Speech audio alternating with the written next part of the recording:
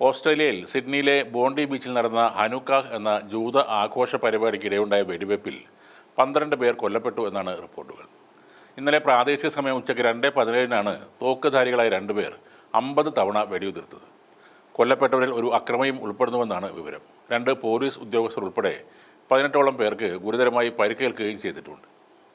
ജൂതന്മാരെ ലക്ഷ്യം വെച്ചുള്ള ആക്രമണമാണ് നടന്നതെന്ന് ആരോപിച്ചുകൊണ്ട് ഇസ്രയേൽ ഓസ്ട്രേലിയൻ ഭരണകൂടത്തെ രൂക്ഷമായി വിമർശിച്ചു. ഓസ്ട്രേലിയ മുന്നറിയിപ്പുകൾ അവഗണിച്ചതാണ് ഈ ദുരന്തത്തിന് കാരണമെന്നും ഇസ്രയേൽ കുറ്റപ്പെടുത്തി. ജൂത സമൂഹത്തിൻ്റെ 8 ദിവസം നീണ്ടു നിൽക്കുന്ന പ്രധാന ആഘോഷമാണ് ഹനുക്കാഹ്. ഈ അക്രമികളിൽ ഒരാളെ തിരിച്ചറിഞ്ഞിട്ടുണ്ട് എന്നാണ് റിപ്പോർട്ടുകൾ. നവീദ് അക്രം എന്ന അക്രമിയെയാണ് പോലീസ് തിരിച്ചറിഞ്ഞത്.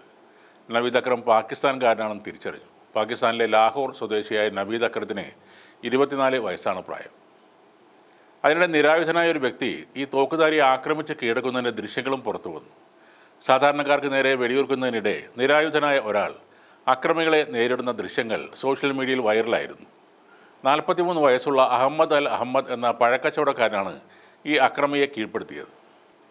ആക്രമണത്തിനിടെ അദ്ദേഹത്തിന് 2 വെടിയേൽക്കുകയും ചെയ്തു.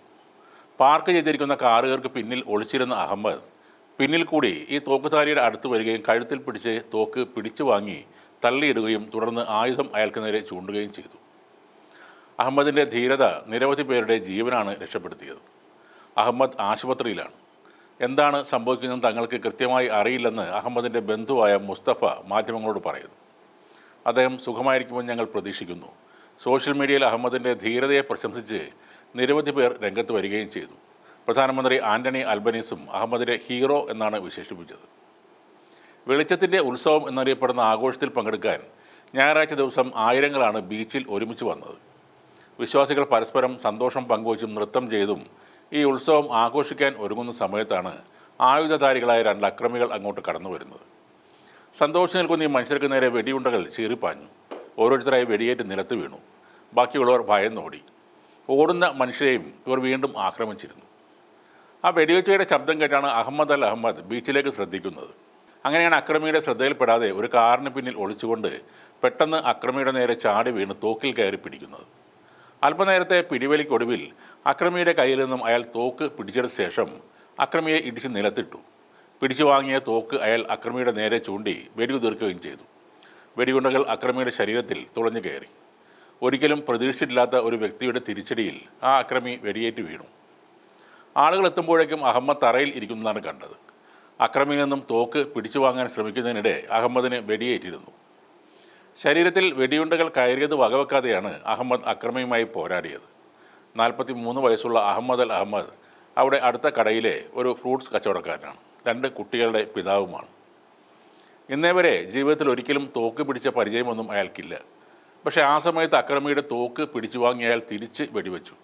അതുകൊണ്ട് സാധാരണക്കാരായ നിരവധി ആളുകളാണ് രക്ഷപ്പെട്ടത്. അയാൾ ആ നിമിഷം അത് ചെയ്തില്ലായിരുന്നുവെങ്കിൽ ഇനിയും ഒട്ടേറെ മനുഷ്യർ അവിടെ കൊല്ലപ്പെടുമായിരുന്നു. പല രാജ്യങ്ങളിലും കുടിയേറ്റം നിയന്ത്രിക്കുന്നത് ഇതൊക്കെ കൊണ്ട് തന്നെയാണ്. അമേരിക്ക ആയാലും ഇന്ത്യ ആയാലും കുടിയേറ്റത്തിന് നിയന്ത്രണങ്ങൾ അത്യാവശ്യമാണ്. നമ്മുടെ രാജ്യത്തും CAA അഥവാ സിറ്റിസൺ അമെൻഡ് ആക്ട് നടപ്പാക്കുന്നതിൽ പ്രതിഷേധം ഉയരുന്നുണ്ട്.